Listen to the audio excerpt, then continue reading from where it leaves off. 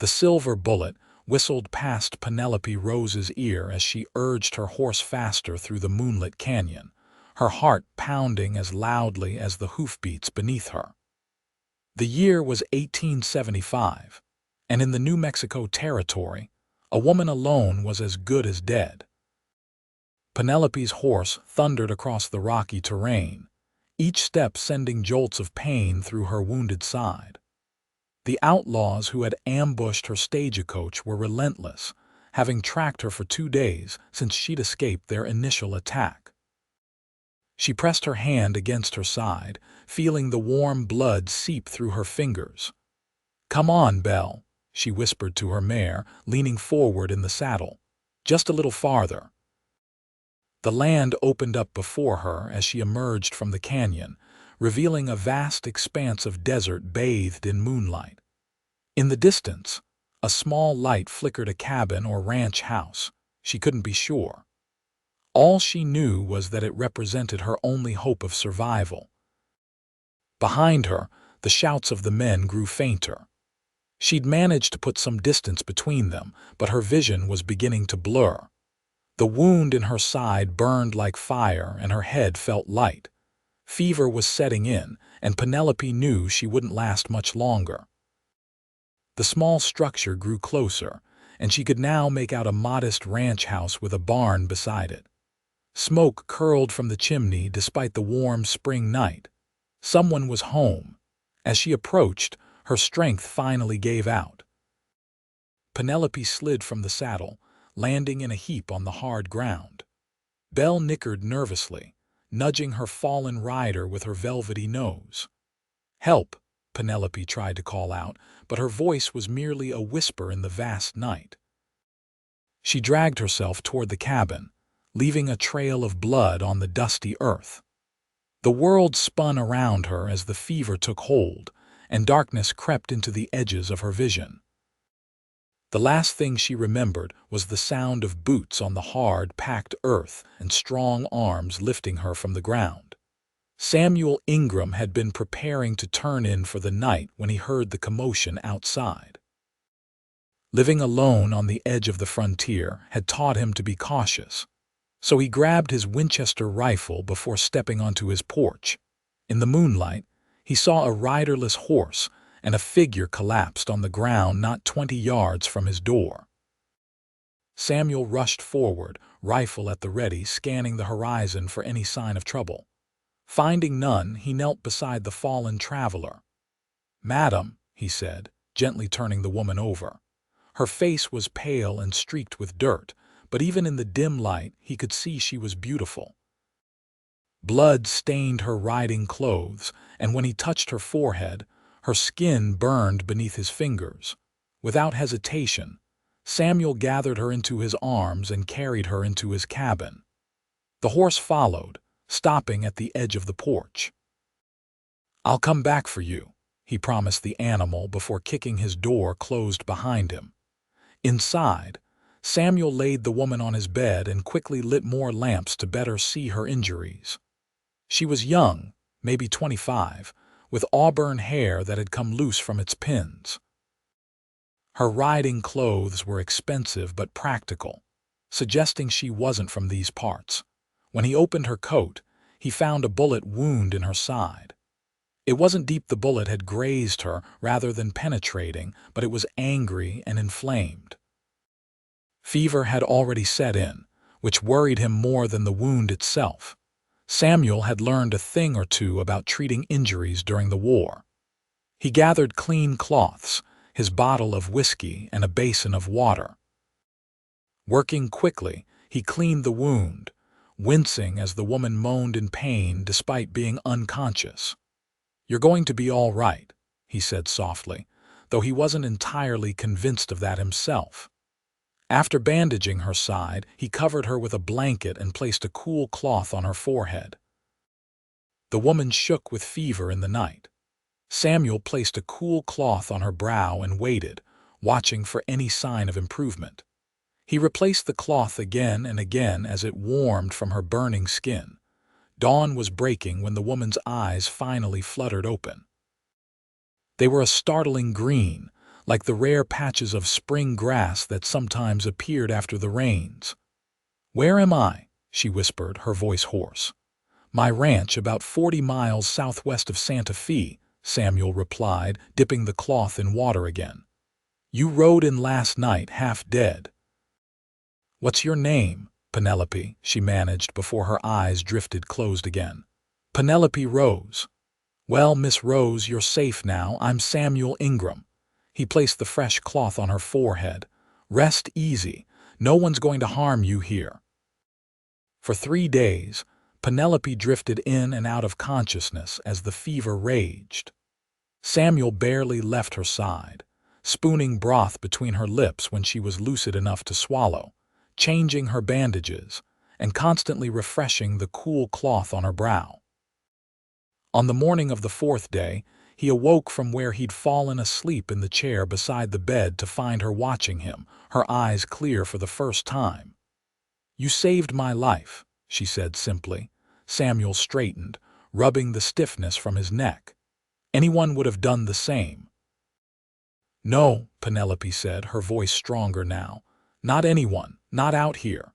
She tried to sit up but winced in pain. "Easy now," Samuel said, helping her adjust the pillows behind her back. "That wound is still healing. Are you hungry? I've got some stew I can warm up." "Starving," she admitted with a small smile that transformed her face, making Samuel's heart skip a beat. As he prepared the food, Penelope took in her surroundings. The cabin was small but neat, with a main room that served as kitchen and living area and the bedroom where she now rested.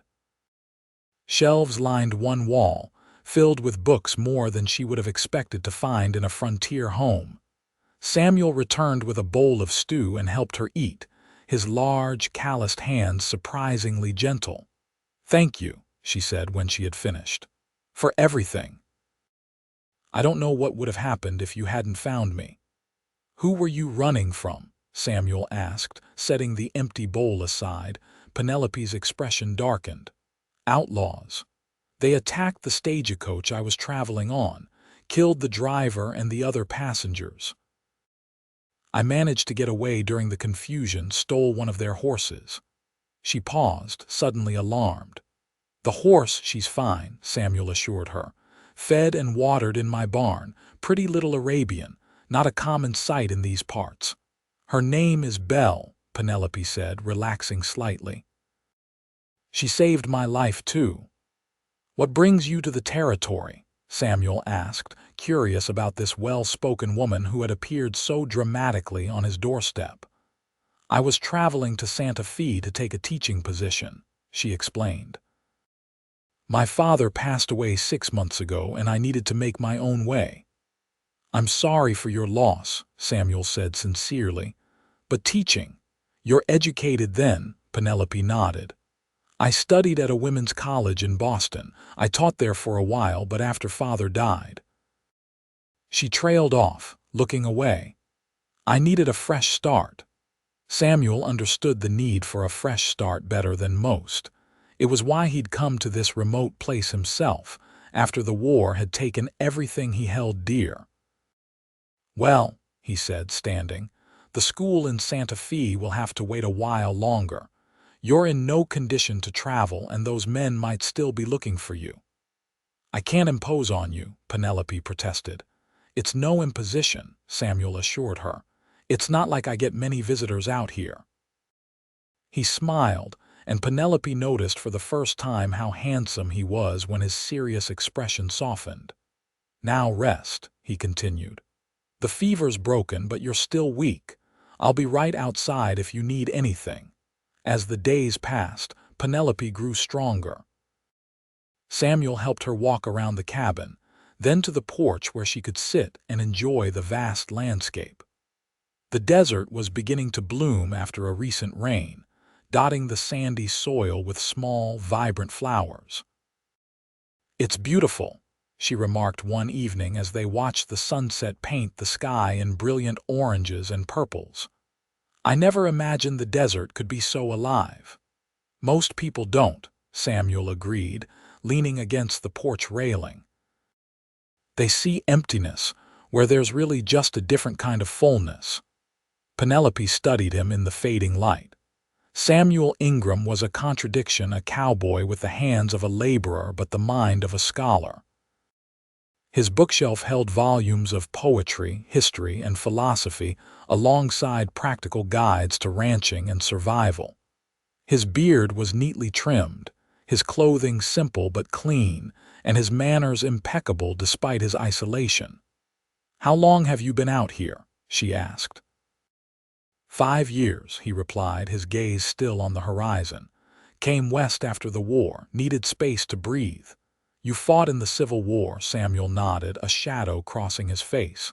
"Union Army, saw things no man should see." He fell silent, and Penelope didn't press. She understood that some memories were better left undisturbed. "What about your family?" she asked instead. "Do they still live back east?" "No family left," he said simply. "My parents died before the war and my brother fell at Gettysburg." "I'm sorry," Penelope said softly. "It seems we're both alone in the world." Samuel turned to look at her, his blue eyes reflecting the last light of day. "Seems that way," he agreed.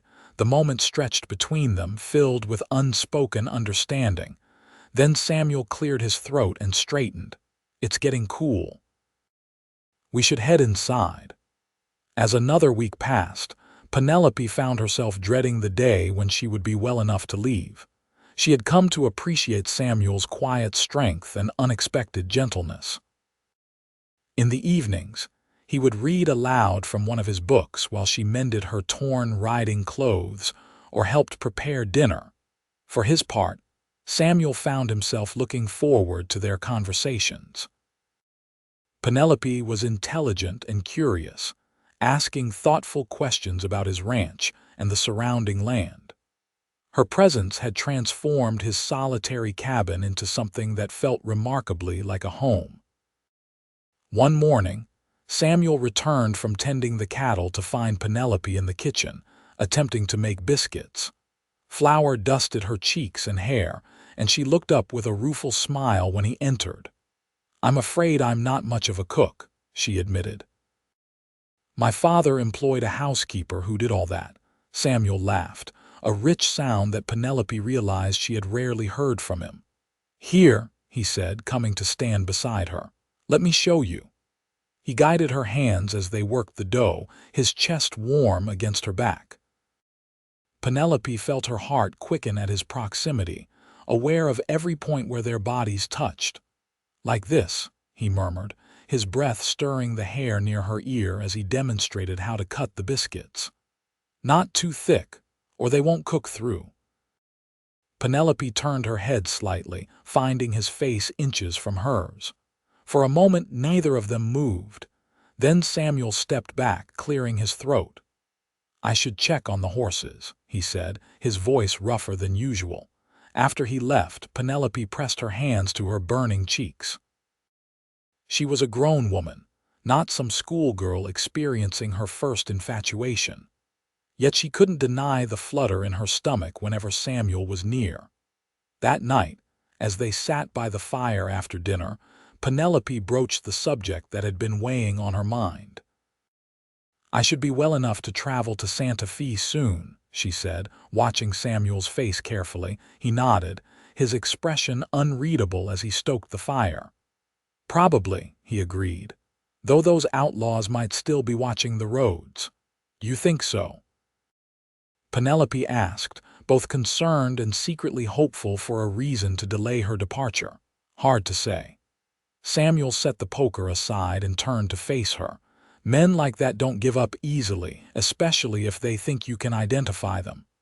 "I could," Penelope admitted. "At least 2 of them." One had a scar across his cheek, and the other was missing part of his ear. Samuel frowned. "Sounds like the Harper brothers. They've been terrorizing this area for months. Sheriff in Santa Fe has a bounty on them." "All the more reason for me to go there," Penelope reasoned. "I could give a statement, help bring them to justice." "Or put yourself in more danger," Samuel countered. "If they're watching the town, they'll know as soon as you speak to the sheriff." "So what do you suggest?" Penelope asked, frustration creeping into her voice. That I hide here forever. Not forever, Samuel said quietly. Just until it's safe. Their eyes met across the small space, and Penelope saw something in Samuel's gaze that made her breath catch concern, certainly, but also something deeper, something that mirrored her own conflicted feelings. And when will that be? She asked softly. Samuel looked away. I don't know, he admitted. But I promise you, Penelope, I won't let any harm come to you, not while you're under my roof. The sincerity in his voice touched her deeply. In the short time she had known him, Samuel Ingram had proven himself to be a man of his word. Thank you, she said, for everything. That night, as Penelope lay in Samuel's bed, he had been sleeping on a bedroll by the fire since her arrival. She made a decision. If she couldn't leave yet, she would make herself useful. Samuel had saved her life and provided for her without asking for anything in return. The least she could do was contribute to the running of the ranch while she recovered. The next morning, she rose early and set about preparing breakfast before Samuel awoke. By the time he emerged from his bedroll, she had coffee brewing and bacon frying in the cast-iron skillet. "What's this?" he asked, surprised.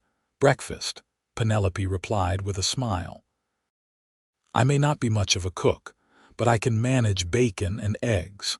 And I want to help more around here. You can't do everything yourself while also caring for an invalid." "You're hardly an invalid anymore," Samuel observed, noting the healthy color in her cheeks and the ease with which she moved around the kitchen. "Exactly," Penelope said triumphantly. "So teach me. Show me how to help with the ranch." Samuel raised an eyebrow. "Ranch work isn't exactly suitable for a lady." "And who decides what's suitable?" Penelope challenged, setting a plate before him. "I'm stronger than I look, Samuel, and I'm a quick learner." He studied her determined expression and finally nodded. "All right, we'll start with something simple." After breakfast, Samuel took Penelope to the barn to introduce her to the animals. Besides Belle, there were 4 horses, a milk cow, and several chickens scratching in the yard. "This is Thunder," Samuel said, indicating a large black gelding. "He's my main riding horse. The bay mare is Daisy, and the 2 youngsters are still in training." He led her to where the milk cow was contentedly chewing her cud. "And this is Bessie." Penelope reached out to stroke the cow's nose. "Hello, Bessie. Ever milked a cow before?" Samuel asked with a hint of amusement. "I can't say that I have," Penelope admitted. "Well, there's a first time for everything." Samuel retrieved a bucket and stool. "Watch first, then you can try." Penelope observed carefully as Samuel demonstrated the proper technique, his strong hands working in a steady rhythm. When it was her turn, she sat on the stool and positioned her hands as he had shown her. "Like this?" she asked, looking up at him. "Almost." Samuel knelt beside her, placing his hands over hers to guide her movements. "Gentle but firm, find the rhythm." After a few awkward attempts, Penelope began to get the hang of it.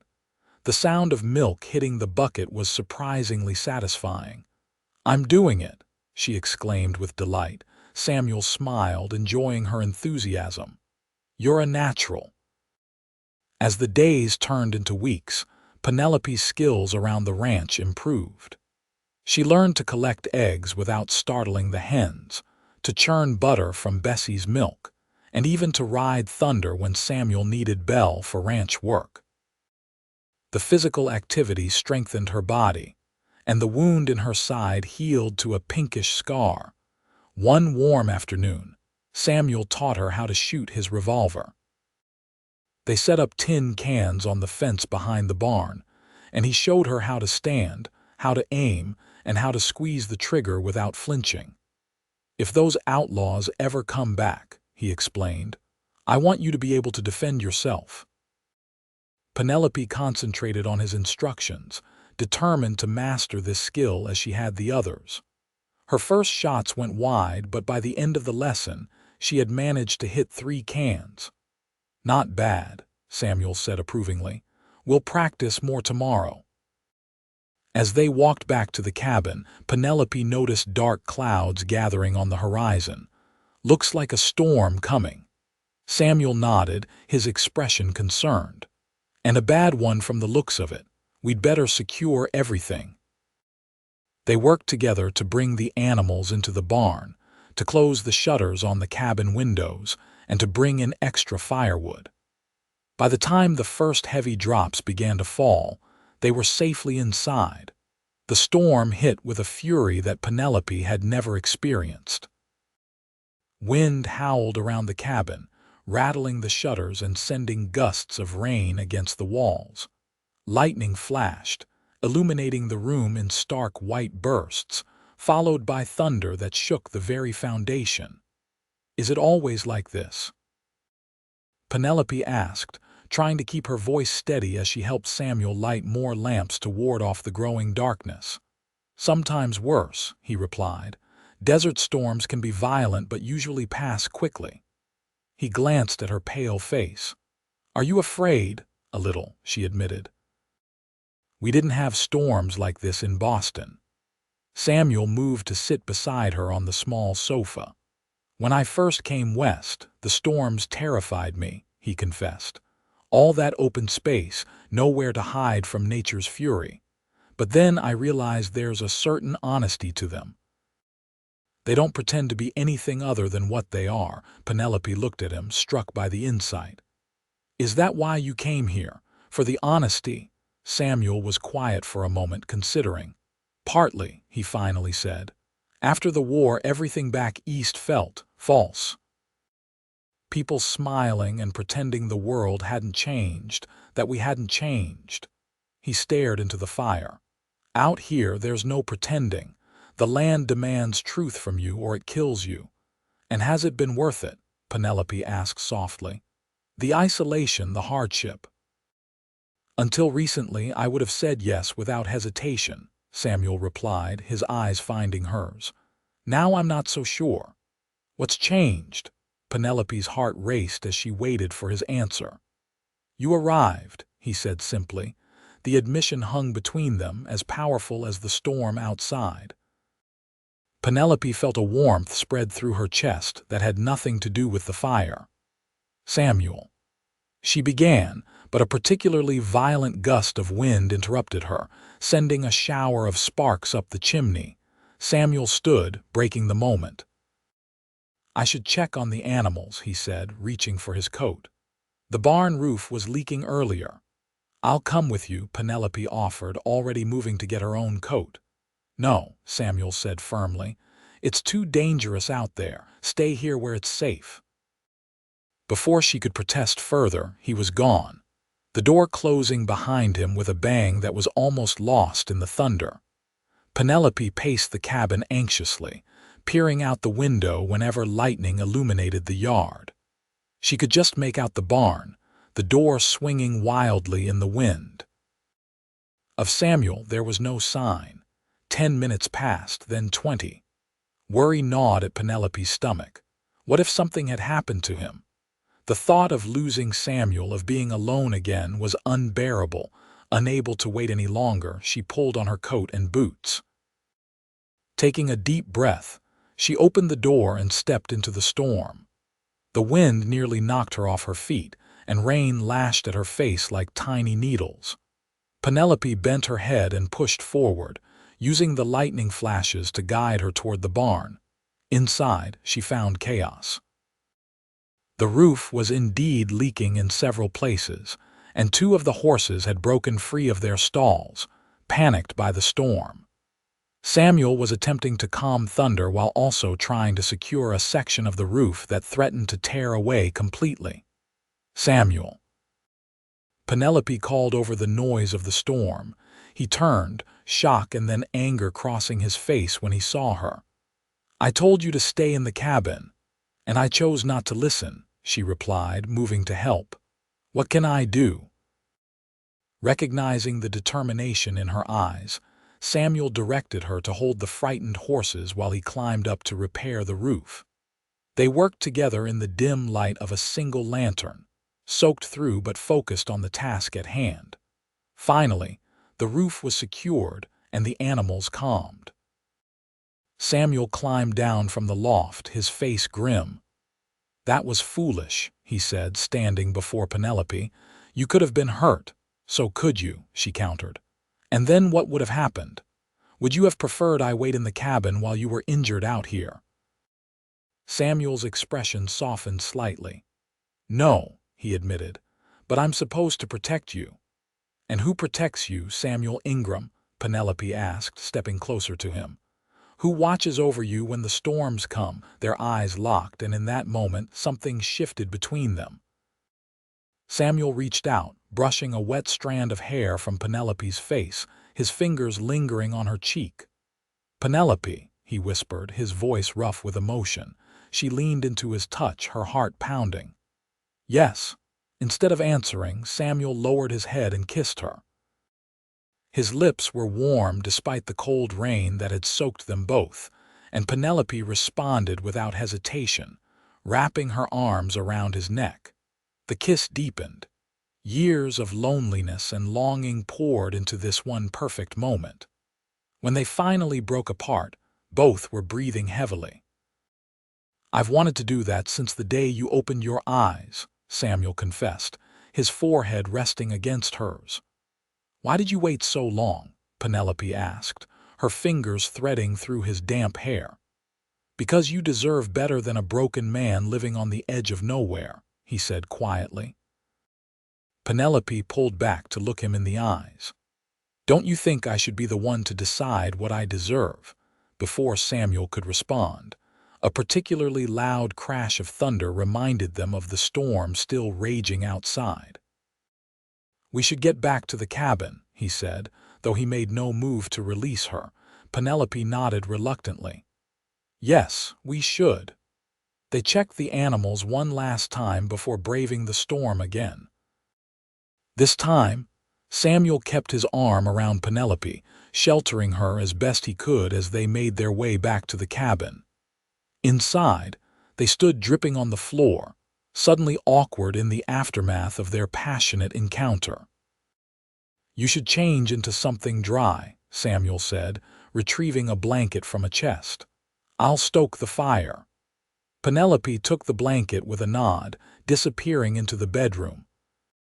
She emerged a few minutes later wearing one of Samuel's shirts, which hung almost to her knees, and the blanket wrapped around her shoulders. Her wet clothes hung on a chair near the fire to dry.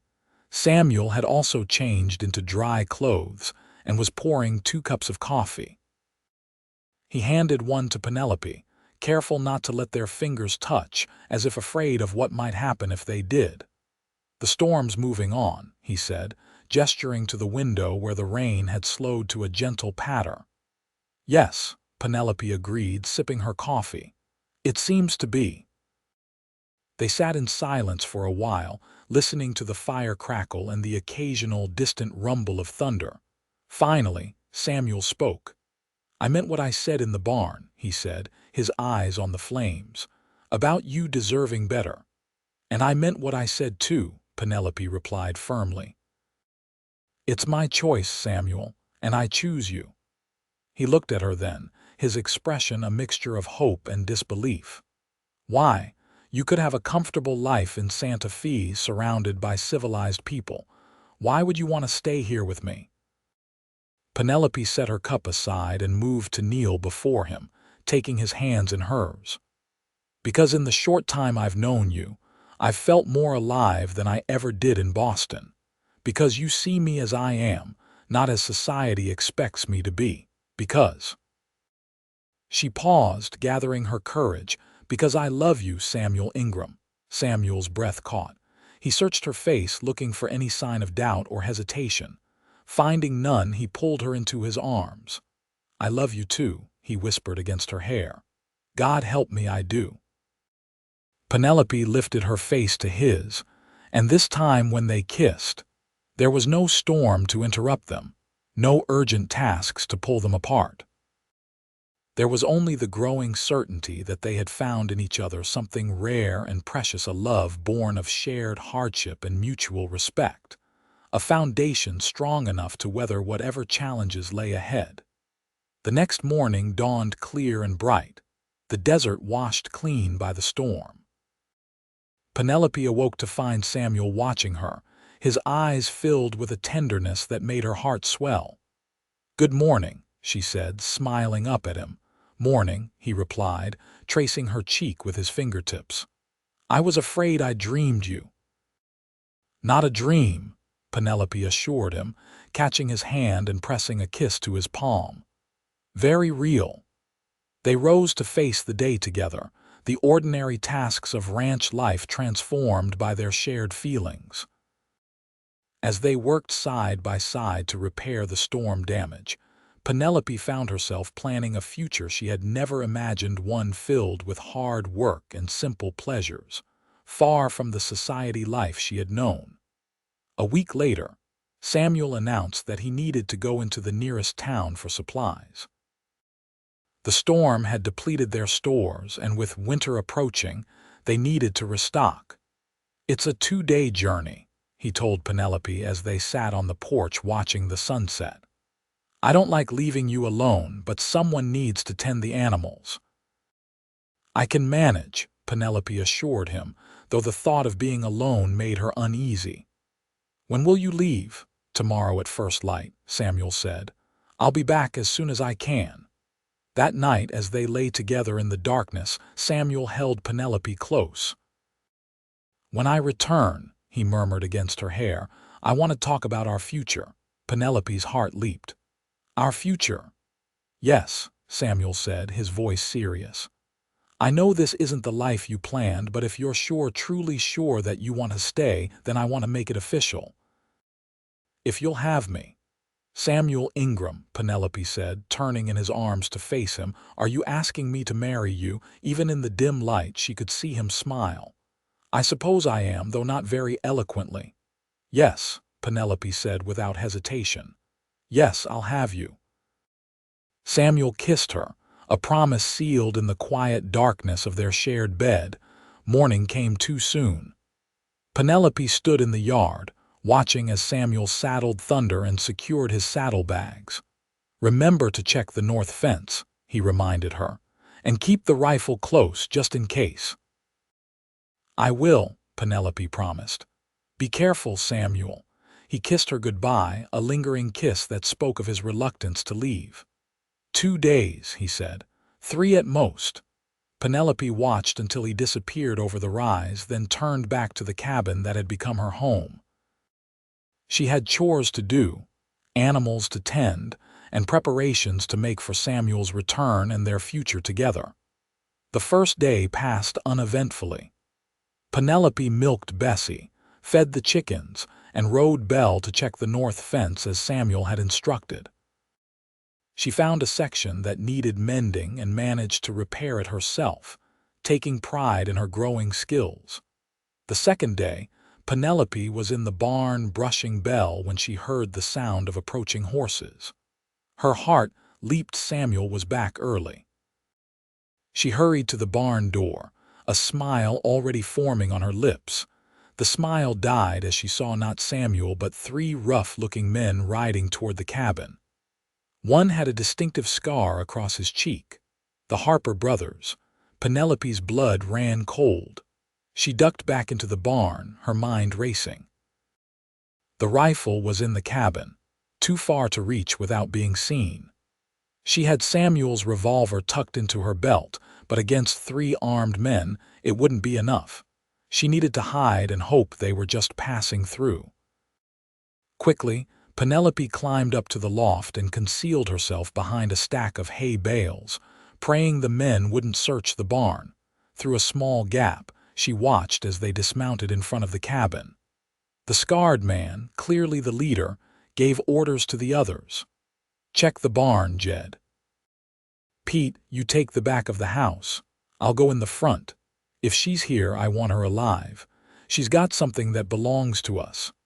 Penelope's heart hammered in her chest. What could she possibly have that belonged to them? Then she remembered in the confusion of the stagecoach attack. She had grabbed her satchel, which contained not only her personal belongings but also the strong box from under the driver's seat.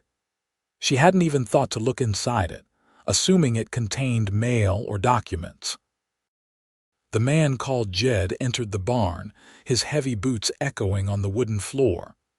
Penelope held her breath as he checked the stalls, whistling tunelessly. "Anybody home?" he called mockingly. Come out, wherever you are."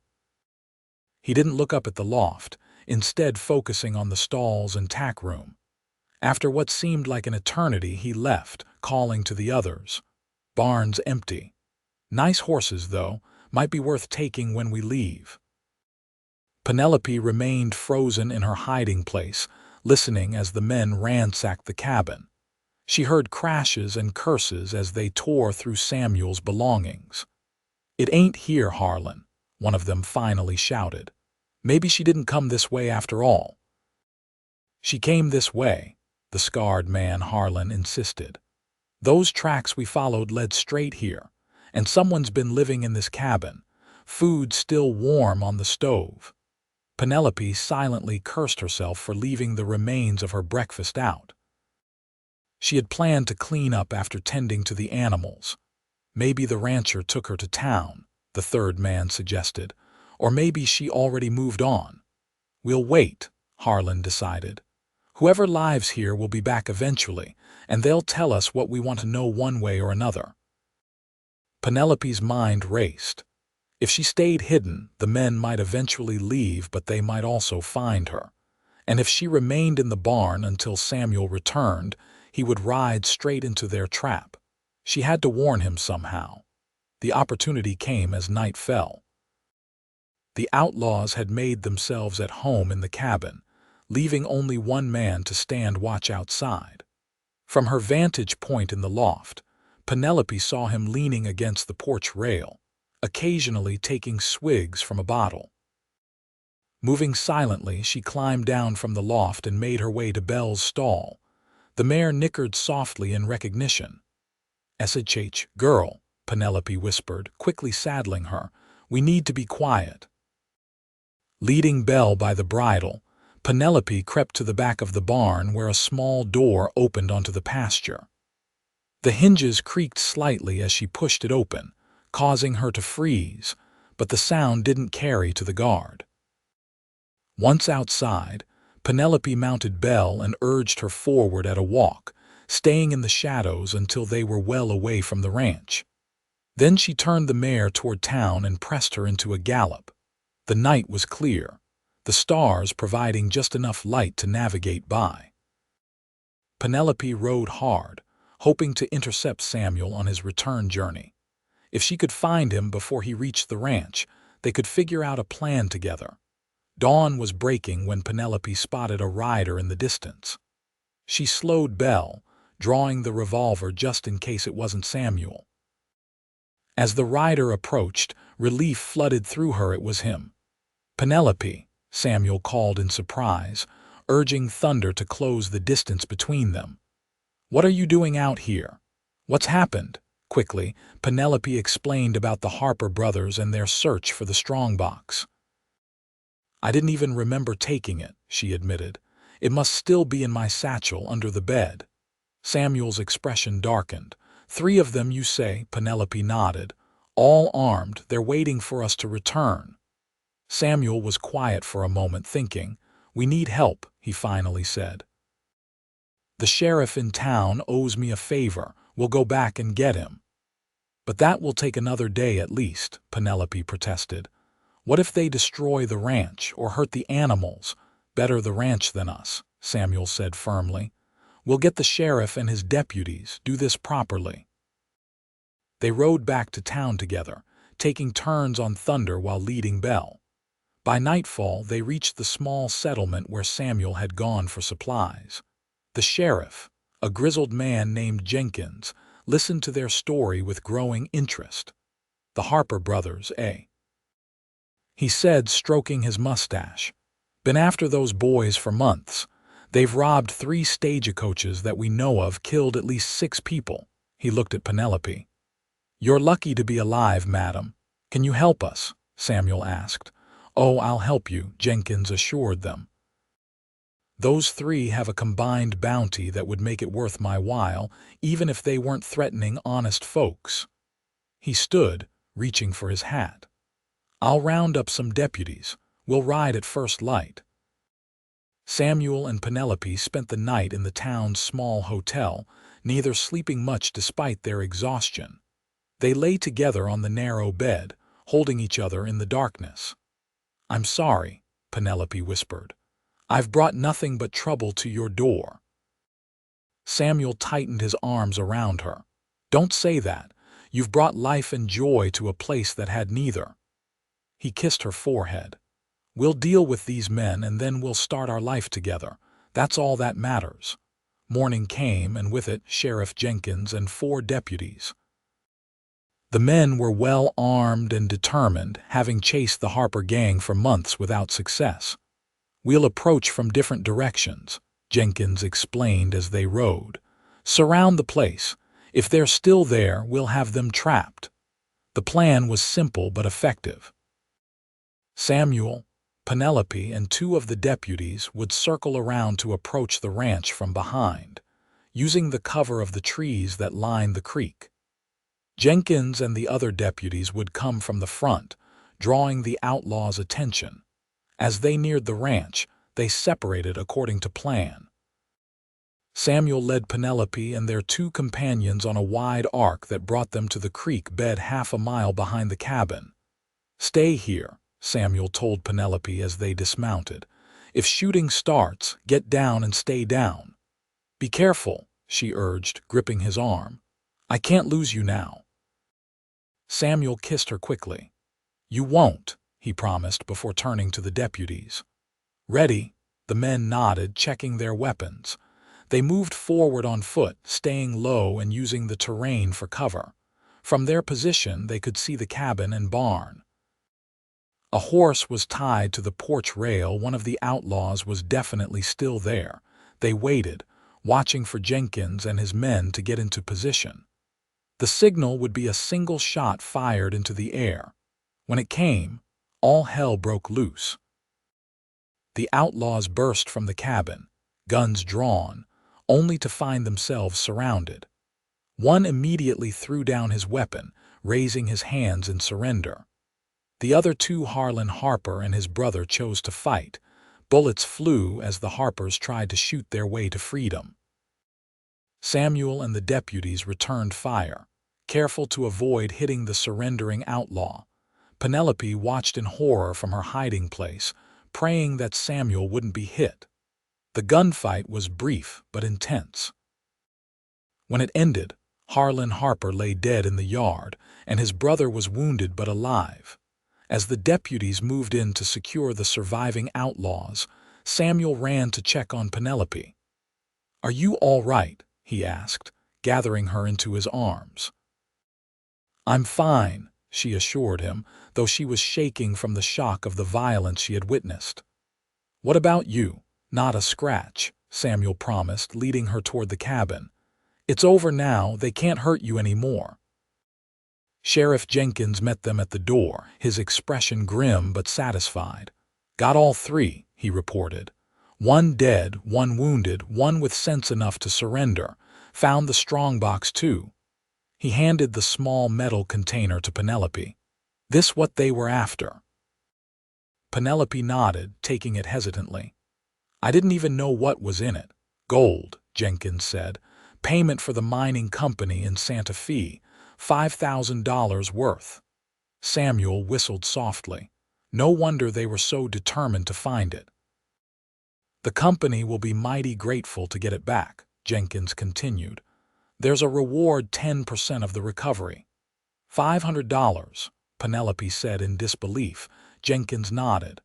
"Should be enough to fix whatever damage those boys did to your place," he said to Samuel. "And then some." As the deputies prepared to leave with their prisoners and Harlan Harper's body, Jenkins pulled Samuel aside. "That woman of yours is something special," he said, nodding toward Penelope, who was assessing the damage to the cabin. Not many would have had the presence of mind to hide, then ride for help. She is special, Samuel agreed, his eyes following Penelope's movements. And she's agreed to be my wife. Jenkins clapped him on the shoulder. Congratulations, Ingram. You're a lucky man. Don't I know it? Samuel replied with a smile. After the sheriff and his men departed, Samuel and Penelope began the task of setting their home to rights.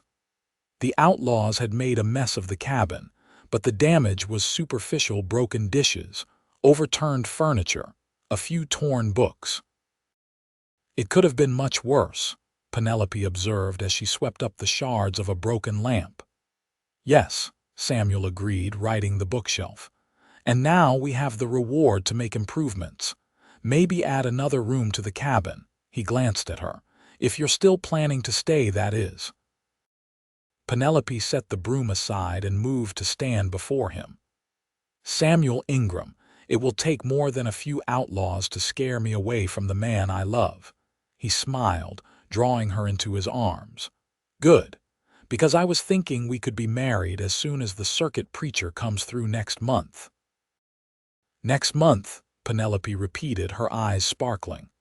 Why wait so long? Samuel laughed, lifting her off her feet and spinning her around. Impatient, are we? Very, Penelope admitted, kissing him soundly when he set her down. I've waited long enough to find happiness. I don't want to waste another day.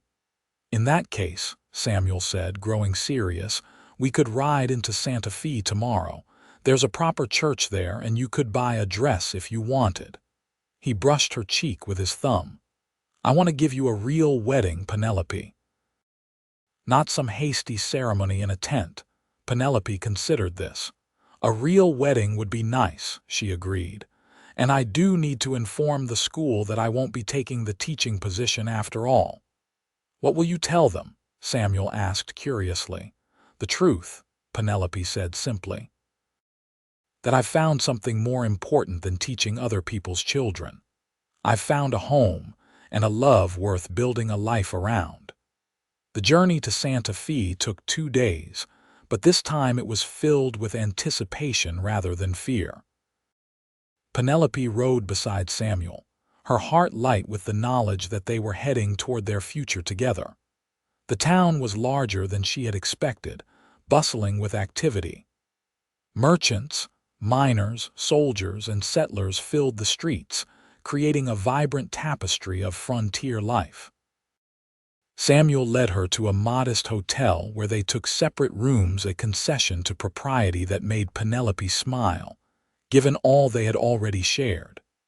Their first stop was the mining company office, where they returned the strongbox and collected the reward. The manager was effusive in his gratitude, offering Samuel a job on the spot. We need honest men like you, he insisted. The pay is good and you'd have a house in town. Samuel thanked him but declined. I have a ranch to run, he explained, and a wedding to plan. The manager congratulated them heartily and insisted on adding an extra $100 to the reward as a wedding gift. Least we can do, he said, pressing the money into Penelope's hands. Buy yourself something pretty, Mrs. Ingram to be. Next, they visited the school where Penelope had been expected to teach. The headmistress was disappointed but understanding when Penelope explained her changed circumstances. Love is a rare and precious thing, the older woman said, patting Penelope's hand. Especially out here. Hold on to it with both hands, my dear. With their official business concluded, Samuel took Penelope shopping for a wedding dress. The town's general store had a small selection of ready-made gowns, but none seemed quite right. Just as they were about to give up, the shopkeeper's wife suggested they visit a seamstress who lived near the church. Mrs. Alvarez makes the finest dresses in the territory, she assured them. She might have something already made that could be altered quickly. The seamstress proved to be a treasure. A widow from Spain, she had a workshop filled with beautiful fabrics and half-completed garments. When she heard they needed a wedding dress on short notice, She clapped her hands in delight. "I have just the thing," she declared, disappearing into a back room. She returned with a gown of cream-colored silk, simple but elegant, with delicate lace trim at the collar and cuffs. It was commissioned by a young woman who then eloped with a soldier, Mrs. Alvarez explained. She never returned for it. With a few alterations, it will fit you perfectly. Penelope tried on the dress, marveling at the softness of the silk against her skin. When she emerged from behind the screen, Samuel's expression told her all she needed to know. "You look like an angel," he said softly. The seamstress beamed. "It is decided then," she announced. "I will make the alterations tonight and the dress will be ready by tomorrow afternoon, just in time for your wedding, yes." They had arranged to be married the following evening at the small adobe church near the center of town. The priest, Father Domingo, was a kind man who agreed to perform the ceremony on short notice when he heard their story. "Love is God's greatest gift," he told them during their brief meeting. "It should be celebrated without delay." The day of the wedding dawned clear and bright. Penelope spent the morning with Mrs. Alvarez, who insisted on helping her prepare. The seamstress arranged Penelope's auburn hair in an elegant style, adorned with small white flowers from her garden. "Every bride should have flowers," she said as she worked. "They bring good fortune and many children." Penelope blushed at the mention of children, though the thought of starting a family with Samuel filled her with joy. She had never considered herself the maternal type, but life on the frontier had changed her perspective on many things. As the sun began its descent toward the horizon, painting the sky in shades of gold and pink, Penelope walked alone to the church. She had no father to give her away, no family to witness her marriage, but she felt no sadness about this. Her life was beginning anew, and the past, with all its losses and limitations, seemed to fall away with each step toward her future. Samuel waited at the altar, dressed in a new suit that emphasized his broad shoulders and tall frame. His beard was neatly trimmed, his hair combed back from his forehead, but it was the look in his eyes as she approached that took Penelope's breath away, a mixture of awe, tenderness, and unwavering love. The ceremony was simple but meaningful. They exchanged vows in the golden light that streamed through the church's high windows, promising to love, honor, and cherish each other for all their days. When Father Domingo pronounced them husband and wife, Samuel kissed Penelope with a reverence that brought tears to her eyes. "Mrs. Ingram," he whispered against her lips. "Mr. Ingram," she replied, her heart so full it seemed it might burst. They celebrated with a small dinner at the hotel, joined by Sheriff Jenkins, who happened to be in town, Mrs. Alvarez, and Father Domingo. It wasn't the grand wedding Penelope might have once imagined, but it was perfect in its simplicity and sincerity. As they prepared to leave the following morning, Samuel surprised Penelope with a gift, a silver locket on a delicate chain. "It was my mother's," he explained as he fastened it around her neck. "I've been carrying it with me all these years, waiting for the right person to give it to." Penelope touched the locket, deeply moved by the gesture. "I'll treasure it always," she promised. The journey home, and it was truly home now, was filled with conversation about their future. They would use the reward money to expand the cabin, adding a proper kitchen and perhaps a second bedroom. "For the children we might have," Samuel suggested, watching Penelope's face carefully for her reaction. "Children," she repeated, smiling at the thought. "Yes, I'd like that, though I'm not sure how good a mother I'll be. I don't exactly have much experience with little ones." "You'll be wonderful," Samuel assured her, "just as you are at everything else you set your mind to." The ranch looked different when they returned, or perhaps it was Penelope who had changed, seeing it now through the eyes of someone who belonged there completely. The distant mountains, the vast sky, the modest cabin with smoke curling from its chimney, all of it filled her with a sense of rightness, of coming home in the deepest sense. As the seasons changed, Penelope and Samuel settled into the rhythms of married life on the frontier. They expanded the cabin as planned, working side by side to build a home that would grow with their family.